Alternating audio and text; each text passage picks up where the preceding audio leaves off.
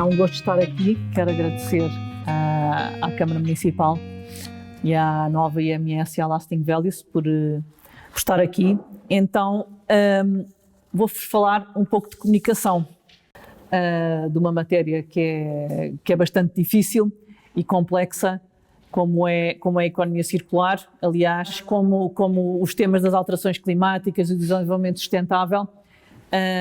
E porquê? Porque realmente é necessário nós começarmos a fazer esta transição para um novo modelo, e com tudo o que isso implica de intangível, de invisível, de comportamentos enraizados, de crenças e de hábitos, de desconfiança, das pessoas pensarem que vão ter menos conforto, que vão regredir, e depois ainda porque realmente não há uma única solução ou caminho. De qualquer maneira, nós sabemos, portanto, sabemos qual é o caminho, temos que o fazer, temos que encontrar novos modelos, novas soluções, e isto não se faz nem em 24 horas, nem com 20% da população. Então, o que é que eu vou procurar fazer nestes minutos? Fazer uma síntese daquilo que me parece que é mais relevante de um ponto de vista da comunicação, qual o papel da comunicação, em especial nestas áreas, e depois partilhar alguns exemplos que me parecem muito interessantes e relevantes para ficarmos a pensar neles. Então, o primeiro eixo orientador é esta comunicação ao longo de toda a cadeia. O que é que eu quero dizer com isto? É que normalmente na comunicação, a comunicação ou é chamada logo no princípio da cadeia ou no fim.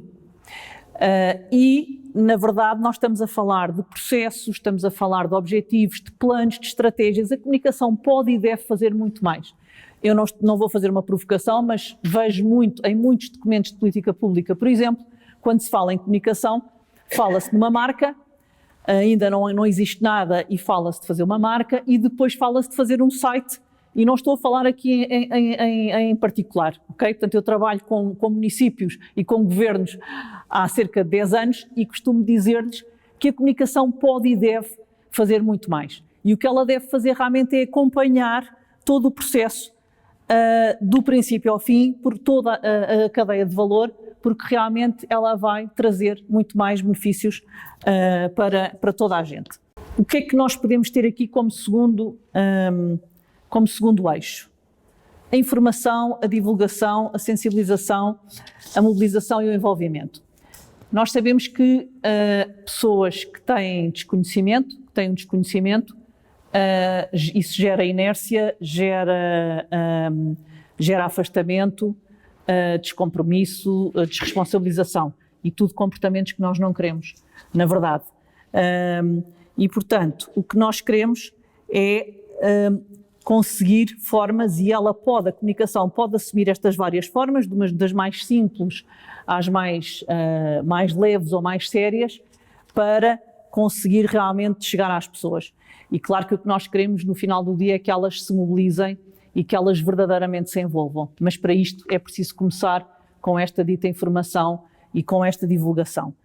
No terceiro eixo, em que eu basicamente digo que tudo é comunicação. Enfim, para além dos folhetos, das campanhas, dos podcasts, dos outdoors, dos cartazes, tudo aquilo que nós estamos habituados, a comunicação é muito mais do que isto. Ela pode ser um livro, pode ser um documentário, pode ser um jogo, pode ser street art, podem ser murais, mas também podem ser museus, pode ser uma árvore, podem ser ruas. É preciso ir ter com as pessoas, é preciso saber atraí-las, perceber o que é que elas gostam, o que é que elas conhecem, o que é que elas sentem, para realmente poder falar com elas. Eu não sei se quem é que viu aqui este documentário, o Closing the Loop, na sala. Não sei quantas pessoas o viram. Não viram? Este documentário é de 2018 e foi premiadíssimo. Eu só o vi em 2020.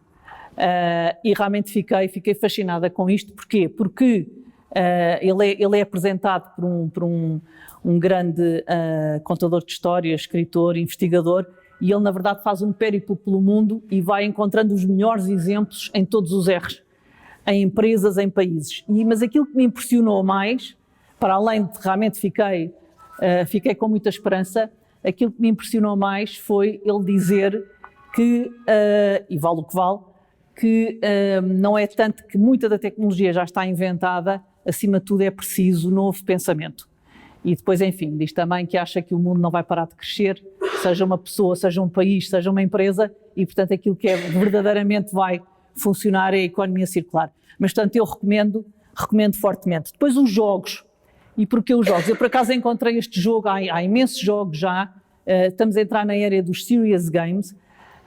E porquê? Porque realmente as pessoas, e já foi falado hoje aqui até pela Sra. Presidente da Câmara, que é, e isso depois vai entrar no meu último eixo, e que tem a ver com o tom da comunicação. Mas, portanto, é preciso procurar várias formas, e o entretenimento, o didatismo através do entretenimento é uma delas. Eu confesso-vos que este jogo, não sei se alguém também já o fez, eu apanhei por acaso, é feito para escolas e eu não acertei os 100%, é uma vergonha. Mas confesso aqui, portanto, houve uma que eu não acertei e senti-me um bocadinho mal. Mas, portanto, tudo isto para dizer que tudo isto é comunicação. Temos ali o Bordal 2, não é? Que sabemos perfeitamente como é que ele faz, o que é que ele pretende passar com a sua arte, e por isso temos uma panóplia de ferramentas ao nosso dispor para conseguir fazer chegar a carta a Garcia. E vou entrar no último eixo, que me parece muito importante, que já tinha aqui mencionado, e que é encontrar o tom certo. Isto porque eu acredito mesmo nisto, e olhem que procuro isto há muitos anos.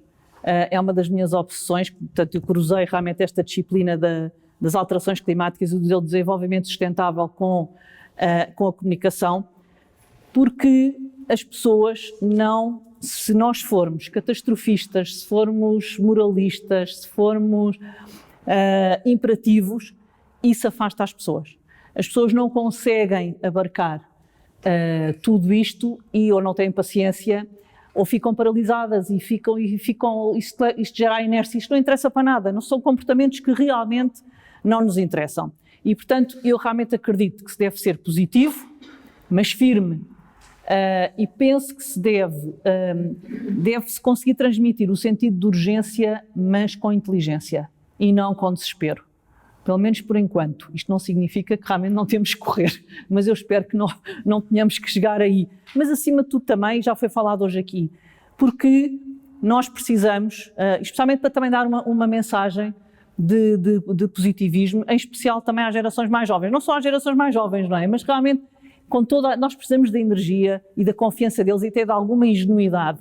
E não se pode, de repente, atirar para cima deles esta carga de ansiedade e de stress e de futuros distópicos que, na verdade, nem sequer foram eles que criaram. Portanto, não é fácil conseguir este equilíbrio, mas realmente nós temos que correr, sim, mas este tom é fundamental. E eu era uma das questões que eu aqui gostava de sublinhar. E porquê?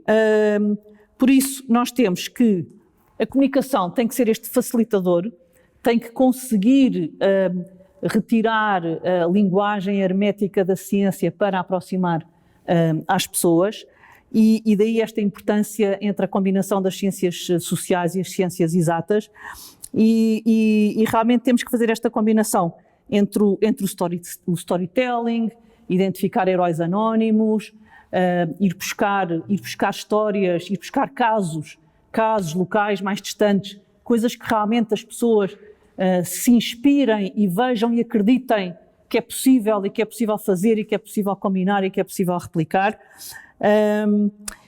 E para conseguirmos esta tarefa hercúlea, não é? Na verdade, como é que nós vamos conseguir que as pessoas comprem menos, comprem segunda mão, usem mais transportes públicos e menos carro? Como é que nós conseguimos comer menos carne? Como é que conseguimos tudo isto, não é? Portanto, de uma forma, acima de tudo, de uma forma que não seja apenas ou por necessidade, ou por regulamentação e penalização, ou até por culpa, ou até por uma responsabilidade, por um sentido ético. E não estou a dizer que estas duas não são importantes, mas eu repito, por prazer e por convicção. Porque é possível fazê-lo. E depois o difícil é o como é que vamos lá chegar e como é que o vamos fazer. Há um tempo atrás, numa destas discussões, foi uma discussão um bocadinho acalorada, pública, eu disse isto, já foi há um tempo, e eu disse esta frase: não temos que ser todos vegan ou todos hippies. E disse isto assim numa sala, mas eu disse isto até com uma convicção, e o que é que isto significa? Mais uma vez, é uma hipérbole, mas nós temos aqui um espectro enorme entre uma coisa e outra, sabendo, na verdade, que temos que conseguir ter modos de vida mais sustentáveis e a tal mudança de comportamentos, mas há aqui muita escolha para fazer. E ela pode ser gradativa e pode ser variada. E as pessoas, deixem-me dizer-vos isto, eu falo por mim, enfim, julgo que sou uma pessoa informada e que faço já uma grande parte, vou fazendo um bocadinho cada ano, cada mês, eu vou adicionando, porque senão isto é enorme também para mim. Mas as pessoas precisam de ser ajudadas nas suas escolhas. Precisam mesmo de ser ajudadas. E eu vou-vos dar alguns exemplos, vou aqui partilhar alguns exemplos e vou explicar um bocadinho mais porque é que eu estou a dizer isto.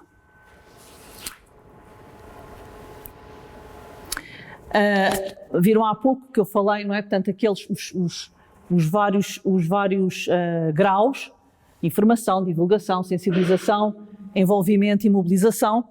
Então, eu por acaso encontrei isto num programa da Biosfera há um tempo, não sei se foi há 1 ou 2 anos, e houve um programa da Biosfera da RTP que falou sobre as apps da sustentabilidade. E, portanto, a maior parte de vocês que já conhece, eu vou-vos dizer o seguinte: eu conhecia a Too Good To Go, enfim, e tenho-me debruçado muito sobre a comunicação e a área alimentar ao longo destes últimos 12 anos. Acho que há aqui várias apps que não só são úteis, como, acima de tudo, são muito importantes. Porquê? Porque elas acabam por trazer novos modelos de negócio e funcionar em parcerias. E isto é muito interessante. Então, conhecia a Too Good To Go, conhecia a GoParity, portanto, não é? Portanto, permeia aqui os pequenos investidores em termos ambientais e sociais, que é extraordinário. Mas, por exemplo, eu não conhecia a WasteStep. Portanto, confesso aqui, não conhecia a WasteStep, que é portuguesa. Eu acho aquilo tão interessante. Por exemplo, não fazia ideia que havia um canetão. Eu não imaginava. Eu farto-me de escrever e deitar canetas fora, não fazia ideia. O que é muito importante, por exemplo, portanto, isto são ferramentas que realmente são úteis para as pessoas, mas depois tem um senão. É que é preciso divulgar, que elas existem, não é? Por exemplo, eu não conhecia. Então, o que eu costumo dizer sempre, e portanto, tudo o que é digital é fabuloso e cada vez nos facilita mais a vida e tem que ter funcionalidades e tem que ser friendly, não é? Mas não há nada como esta combinação entre aquilo que é virtual e digital e o mundo real, físico e humano. E, portanto, temos que encontrar formas de conseguir ajudar a divulgar estas ferramentas. Vocês conhecem, por exemplo, o óleo, vocês estão todos nisto, não é? Eu não fazia ideia o que era o óleo, nem conhecia aquela palavra do Dick Cutler, ou seja, até fui ver na altura, portanto, o que é nós vermos livros da nossa tralha, eu digo tralha, não sei se é outra, em círculos mais próximos. E eu acabo por fazer eu faço óleo informal na minha aldeia, mas não sabia que existia. E, por exemplo, a Biclio também, que permeia as pessoas que façam a mobilidade suave. Eu, por exemplo, quando estávamos já em plena pandemia, nunca consegui chegar à AML, mas tinha esta ideia de estávamos a trabalhar com o município, de Lisboa a testar a resiliência de uma comunidade, portanto estava tudo fechado. E uma das coisas era a gira, não é? Portanto, e a gira, ninguém andava de bicicleta, toda a gente tinha imenso medo de fazer qualquer coisa, de andar de bicicleta, e naquela intermitência de abertura e de fecho, por exemplo, a Baixa de Lisboa estava vazia, os comerciantes. E então eu tinha pensado, e tínhamos este projeto, que não chegou a ir para a frente, mas que era realmente ir falar com a gira e conseguir fazer uma parceria com os comerciantes locais para que as pessoas fossem comprar os presentes de Natal ao comércio local e enquanto pedalavam também ajudavam outros. Enfim, mas pronto, existe isto, existe a Biclio, já existe felizmente. E depois também há várias sobre a nossa pegada. Eu penso que aí há um mundo ainda por fazer, porque elas, para mim, elas são aborrecidas. Ok? Não estou a dizer, eu não sei fazê-las, mas elas são aborrecidas porque não me dão só a pegada, mas as pessoas têm que ter dicas e conselhos sobre, ou seja, está bem, tenho aqui um número e agora o que é que isto significa? Como é que eu vou reduzir isto? E, portanto, têm que me dar estas pistas. E por isso, tudo isto é comunicação. E é uma maneira de conseguir chegar às pessoas e de as orientar para que elas realmente consigam agir. Vou entrar no meu último exemplo, que que lhe chama mobilização e o envolvimento, e que tem a ver com os Jogos Olímpicos no Japão. Eu vi este caso na altura e fiquei fascinada com isto. E fiquei fascinada porquê? Porque, para além de ter sido um evento completamente sustentável, portanto, aquilo foi do início ao fim, foi a construção, foi a tocha olímpica, foi o pódio, foi o alojamento das pessoas, foi tudo. Mas eu vou-me centrar nas medalhas. E eu penso que é isto que se chama mineração urbana, não é? Eu acho que aprendi este termo há pouco tempo. Acho eu que é mineração urbana, não conhecia. Mas, portanto, o que é que eles precisavam? Conhece este exemplo, se calhar muita gente conhece este exemplo, não é? Eles precisavam de 5.000 medalhas, ok? As medalhas para dar aos atletas. E o que é que eles fizeram? Eles mobilizaram literalmente o país, ok? Foi governo, foi municípios, foi 90% da população. O que é que eles fizeram? Portanto, conseguiram recolher dos cidadãos as 80 toneladas de resíduos eletrónicos, portanto, dos seus telemóveis e dos computadores, portanto, as pecinhas. E, portanto, arranjaram formas de recolher toda a gente doou e eles conseguiram fazer isto. Portanto, aquilo foram os quilos e, claro, as gramas, não é? Portanto, os quilos de ouro é o mais pequeno, porque era o mais difícil, e também as que havia em menor quantidade, e eles conseguiram com isto fazer todas as medalhas. Isto não é extraordinário. Eu fiquei fascinada com isto na altura. E, portanto, como eu dizia, isto teve um envolvimento de 90% do país. Eu depois até fui ver esta fonte, fui perceber o que é uma tonelada de telemóveis. E então está aí uma fonte de uma associação que diz que uma tonelada de telemóveis precisa de 3,5 kg de prata, 130 de cobre e 340 gramas de ouro. Eu estou-vos a dar este exemplo, enfim, portanto, isto é possível de fazer. E então eu faço aqui outra pergunta, isto são interrogações para mim própria, ok, que é, o que é que será? Não faço ideia. Os senhores dos dados, não é? Eu ainda hoje adoro pessoas dos dados e preciso muito dos dados para depois poder transformar em coisas noutro tipo de mensagem. Mas qual será o número de medalhas de todas as competições desportivas no mundo anualmente? Alguém saberá? Eu não sei, mas devem ser bastantes, não é? Bom, e depois se quisermos juntar clubes, coletividades, se calhar aí é mais, se calhar chegamos à prata, não é? Mas pronto, é metal, se calhar não vai ser ouro. Mas o que eu quero dizer com isto é, há muita coisa, uma das coisas que eu fico com pena é de que, portanto, fazem-se coisas extraordinárias, mas elas depois não ganham dimensão. Faço aqui outra pergunta, não sei porque é que ela agora ficou branco, mas pronto, que é, sabemos um dos setores, não é? Vocês estão debruçados sobre vários setores, um dos setores também mais críticos e mais poluentes é o dos têxteis, e eu pergunto aqui, só um artigo, só estou aqui a falar de um artigo, não é? Que é as calças de ganga. Qual será o número de calças de ganga fabricadas em todo o mundo? Porquê é que eu digo isto? Bom, a gente sabe que é preciso reduzir, que é preciso fazer uma série de coisas, retirar químicos, mas também sei, até porque tenho já alguma roupa que, por sinal, até é bastante cara, feita com plástico retirado do oceano. Então eu pergunto, será que, ok, que precisamos de reduzir, precisamos de reutilizar, mas também temos uma quantidade astronómica de plástico e microplástico no oceano. Então, será que se poderia fazer, era pedir às empresas, aos fabricantes, não é pedir-lhes para mudarem a roupa toda de uma vez, era pedir-lhes um artigo, uma linha de artigos, poderem se juntar e fazerem-se alianças com verdadeiro impacto à escala global, mas que tivesse, tanto que se começasse sempre a nível municipal e local, não é? Portanto, isto tem que ser sempre mais pequeno, com visões globais, mas depois conseguir articular isto com, a nível local.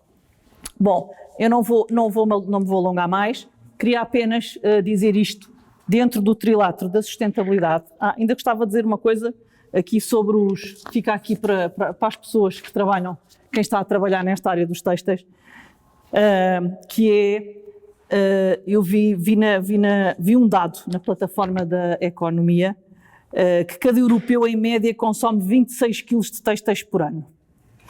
Vi este dado agora, recentemente. E eu pergunto, primeiro não sei o que é que isso significa, independentemente das médias, não é? Mas o que eu pergunto é, eu não sei ainda quais são as metas, não é? Não sei quais serão as metas, o que é preciso reduzir, e claro que os têxteis a gente está a falar de roupa, mas também de carpetes e de almofadas e tudo isso, não é? Mas o que é que significa, por exemplo, volto a perguntar aos senhores dos dados, o que é que significaria, por exemplo, nós reduzirmos a média de 26 para 20 quilos? O que é que isso significa? É menos 2 almofadas e 2 camisas e um par de sapatos? Eu não sei, mas é assim, percebem? Se nós conseguirmos tangibilizar o que é preciso desde um número macro enorme, se nós conseguirmos segmentar isto, então depois talvez possamos falar com as pessoas e dizer-lhes era só preciso fazer isto. Estão a ver? É um mero exemplo, mas isto tenho estado a pensar nisto porque não tinha pensado nos têxteis desta maneira, mas passei das medalhas para os têxteis e portanto ficam aqui estes exemplos. Para terminar, portanto gostava de dizer-vos que dentro do trilátero da sustentabilidade, realmente quando isto funciona melhor é quando todos estão em conjunto, não é? Portanto, é a integração. Dizia isso há pouco, não é o pau nem a cenoura, mas na verdade é preciso que todos funcionem. E no caso do Japão aconteceu isto. Eles realmente funcionaram todos, trabalharam todos em conjunto. Antes da comunicação, e porque a comunicação não resolve tudo, mas pode ajudar muito mais, antes da comunicação há aqui de facto estas duas coisas dentro deste trilátero, não é? Há o design de produtos e serviços e portanto cada vez mais é preciso inovar e integrar, e é isto que eu acho que é a beleza da comunicação, é ajudar depois a transmitir essa inovação, mas é preciso cada vez mais, tem que ser a academia, tem que ser a vocação, tem que ser a capacitação e a formação, o upskilling, o reskilling, tem que ser as empresas a fazer verdadeiramente também a sua parte, as associações e as ONGs, e depois do lado das políticas públicas naturalmente, fazerem do lado dos municípios, do lado dos governos, fazerem a fiscalidade, os incentivos, mas é preciso, e quando se conseguir fazer isto desta maneira integrada perante um objetivo, um plano de ação, um desígnio, um território, então nessa altura o consumidor também não se sente tão impotente e sente que realmente pode vir a fazer parte. E há uma outra coisa que eu não disse, mas que a comunicação também pode ajudar imenso, que é no feedback, não é? Porque normalmente as pessoas pedem-se coisas às pessoas e depois nunca mais se sabe. Então, neste tipo de projetos também é muito importante ir sabendo. Há resultados, podem não ser tão bons, não interessa, são bons, é o que são. Aquilo que for, as pessoas querem saber exatamente o que é que se está a passar e ter acesso a esses dados de avaliação e de monitorização. Isso até nos pode criar a tal urgência, não é? Ou ficamos muito contentes porque estamos a conseguir lá chegar, ou então não estamos a conseguir, mas perceber porquê e continuar a avançar. Não me vou estender e, portanto, gostava apenas de vos deixar com umas palavras que são as minhas palavras. Normalmente eu penso muito nisto para mim quando entro em projetos que para ter verdadeiramente, para tentar ter relevância na ação, e que é o envolvimento de todos, literalmente. É preciso o envolvimento de toda a gente. Mas não chega. É preciso uma outra coisa, e que é a cooperação. Eu não sei porque que isto ficou deslavado aqui, mas estava mais bonito. Mas que é a cooperação. Havia aqui uma outra palavrinha antes, a colaboração. E também não chega. E é preciso uma outra, falta ali uma, que é o compromisso. Estão a ver, ali não se vê. Está lá o compromisso. É preciso verdadeiramente nós comprometermos com aquilo que fazemos e ter esse sentido de responsabilidade. Mas também não chega. E depois também é preciso uma coisa que já se falou aqui muito, mas é mesmo preciso. E eu provoco aqui a plateia com a ousadia e o arrojo. É preciso, porque para trabalharmos nestas áreas, o desafio é tão grande, tão grande, tão grande, que temos mesmo que arriscar. Não há hipótese porque as coisas não estão testadas, muitas delas não estão testadas, e, portanto, penso que há que arrojar e testar e deitar fora e deitar para o lixo e voltar e refazer e recombinar. E também não chega.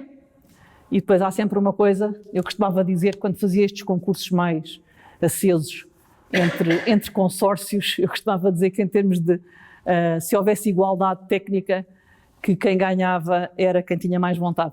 E eu ainda hoje acredito nisso, mas é mesmo a vontade de fazer acontecer.